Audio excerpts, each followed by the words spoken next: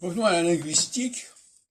Une question que je me pose actuellement, quand on nous dit qu'en français, on ne prononce pas les consonnes finales, c'est quelque chose qui est enseigné comme ça, et qui d'ailleurs paraît très, très étrange à tous les gens qui apprennent le français, parce que ça n'existe quasiment dans aucune autre langue. Il faudrait savoir pourquoi c'est comme ça, et jusqu'à quel point ça doit être comme ça. Alors j'en ai déjà parlé, c'est la question par exemple des marqueurs de pluriel avec le S. Alors on sait qu'on ne prononce pas en français le S.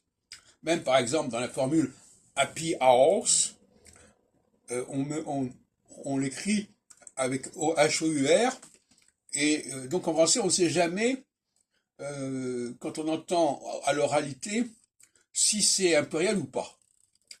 Une espèce d'indistinction, d'une différenciation.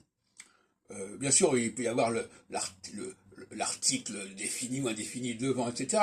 Mais quand il n'y a pas les articles, et qu'on entend quelque chose, ni l'adjectif, ni le nom ne déterminent le nombre. Alors, moi, la question que je me pose est la suivante. Est-ce que on n'a pas exagéré dans ce sens? C'est-à-dire, oui, quand c'est le S, il ne se prononce pas, d'accord. Mais dans les autres cas, est-ce qu'il doit se prononcer? Est-ce que la consonne doit se prononcer en dehors du cas du S? Parce que le S, on sait très bien que c'est une manipulation tardive de volonté de marquer à l'écrit quelque chose, parce que à l'écrit, il y a des éléments d'oralité qu'on ne connaît pas, et donc il faut compléter, compenser. Mais est-ce que l'oral, donc, n'a pas à prononcer l'écrit? Ce qui montre bien que l'écrit n'a pas d'influence sur l'oral, même si c'est écrit, ça n'est pas entendu. Mais est-ce que ça doit pas, est-ce que ça doit pas aller aussi loin que cela? Et est-ce que lorsqu'on a une autre consonne et un autre enjeu que la question du marqueur de nombre, est-ce qu'il faut aller aussi loin?